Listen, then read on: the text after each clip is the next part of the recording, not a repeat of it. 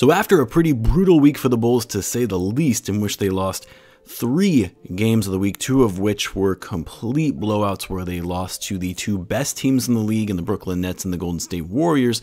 To make matters worse, Derrick Jones Jr. went down with an injury to kick off the game against the Nets, which will sideline him for 2 to 4 weeks. And then, of course, the following game, Zach Lavine injured himself in the first 4 minutes, doesn't return, and had to miss the game against the Celtics. The Bulls played 4 games and 5 nights, which is never good for any team. So all around, it was not a good week for the Bulls. I'm sure most of us fans would like to forget about last week and move on and hope that it's just a small blip in what's otherwise a very long season. But in today's video, we're going to be looking at the games ahead for this week for the Bulls, which is another 4 games, what to be looking out for, keys to each game, and of course, my predictions for the week. So what's going on, everyone? You're listening to Bulls Central here. Hope you're all doing well.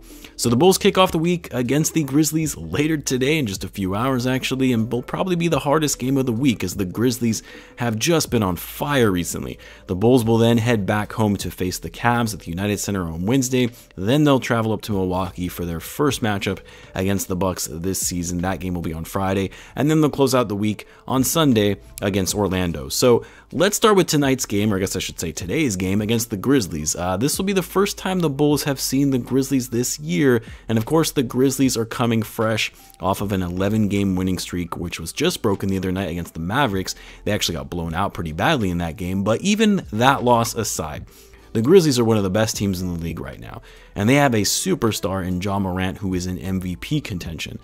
They've been incredible in just their overall showings. They've got guys like Dillon Brooks who have been playing very well, Desmond Bane, Jaren Jackson Jr., who's had a solid comeback after being injured most of last year.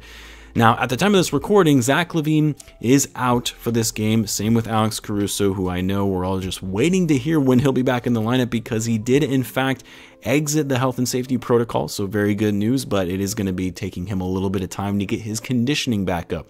And Lonzo Ball as well is also listed as out for today's game. And let's be honest, without Lonzo and Caruso, I don't see how the Bulls stop Ja Morant. I mean, the assumption is that Ayo will likely be on Ja tonight, just because Ayo is arguably the Bulls' best defender at this point with all the other guys out. And even though Coby has improved his defense in recent games, he's not on the same level as Ayo is on the defensive end. And I just can't see Ayo, even as good as he has been on defense, is going to actually be able to contain someone like Ja Morant's caliber for a whole game.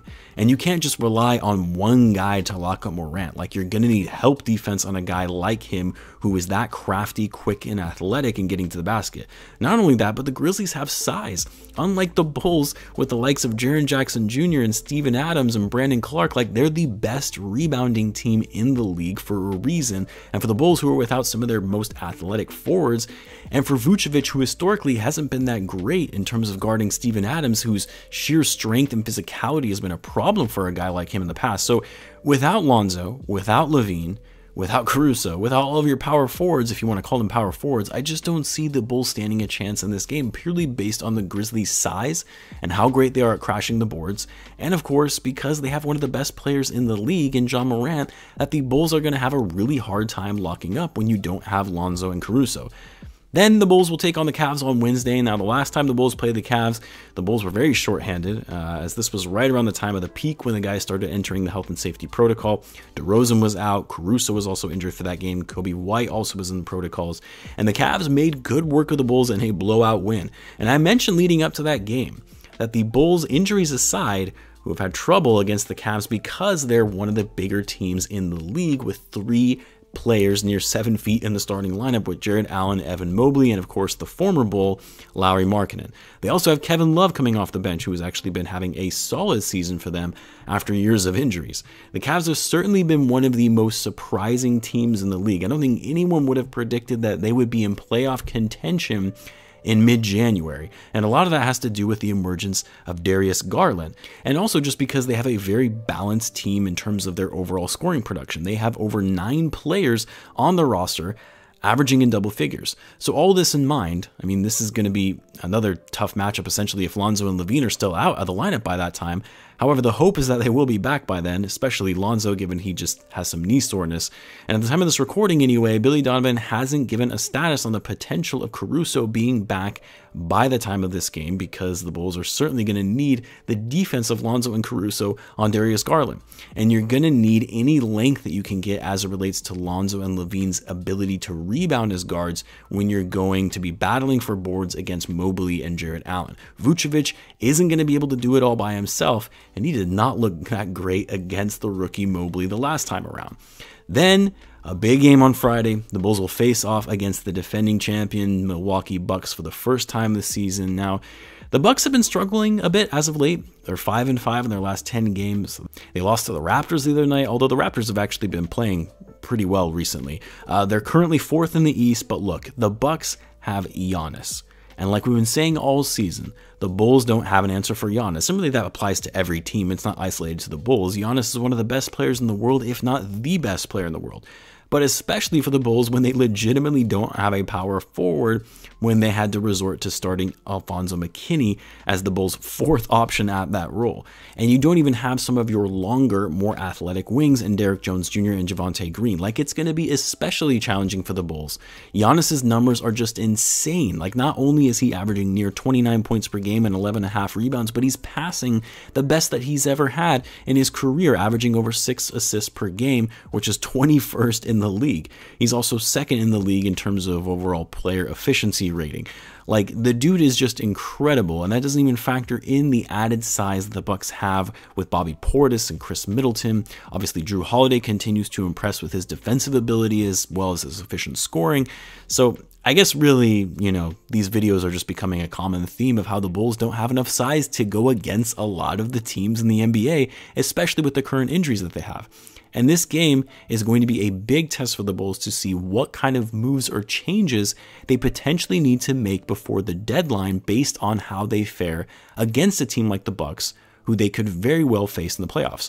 In a way, it could be a reality check for the Bulls and the front office in terms of needing to understand what is needed to remain competitive against some of these top teams in the East.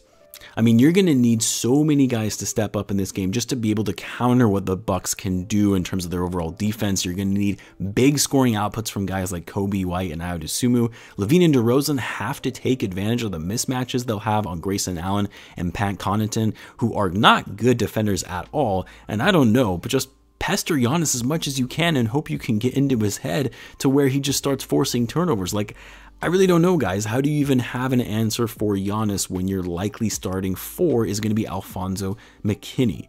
Then the Bulls will close out the week on Sunday, which should be the easiest game of the week, although the last time they played the Magic at the United Center, they actually played pretty poorly to the point where you weren't sure if they were going to be able to come away with a win against a Magic team that was already without 7 of their players due to protocols or injuries. But look, the Magic are the worst team in the league. They've only won 8 games all season.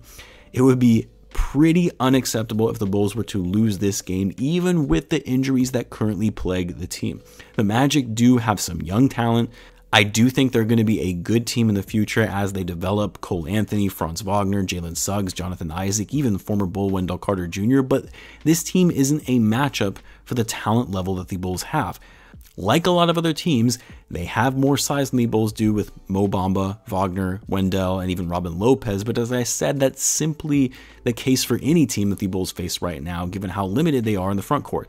And it is part of the reason why the Bulls struggled the last time around when they faced the Magic. But again, I don't see any scenario in which the Bulls aren't able to walk away with a win in this one, especially if Lavine and Lonzo are back by then. And Caruso as well, who, you would hope by next Sunday that he actually is going to be back into the lineup. As for my predictions this week, I don't know, guys. This week is going to be rough for the Bulls because they're playing against some of the best teams in the league without some of their key players, at least to start the week anyway. They're playing against the Grizzlies and the Bucks, and they're going to be traveling a lot with fatigue, which is always a factor when you have 4 games in a week and you're on the road for 3 of them.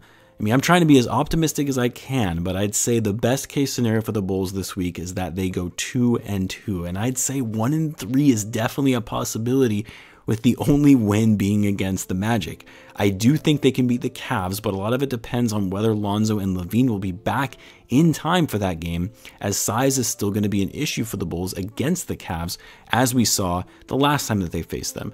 So I wouldn't be surprised if they go 1-3, but I'm going to say that they're going to go 2-2, beating the Cavs and the Magic. I just don't see how the Bulls come away with a win against the Grizzlies with how shorthanded they are, especially with Lavine and Lonzo being out of the lineup. And for the Bucks, the Bulls just aren't going to have an answer for Giannis. Again, that is not isolated to the Bulls, it's for every team.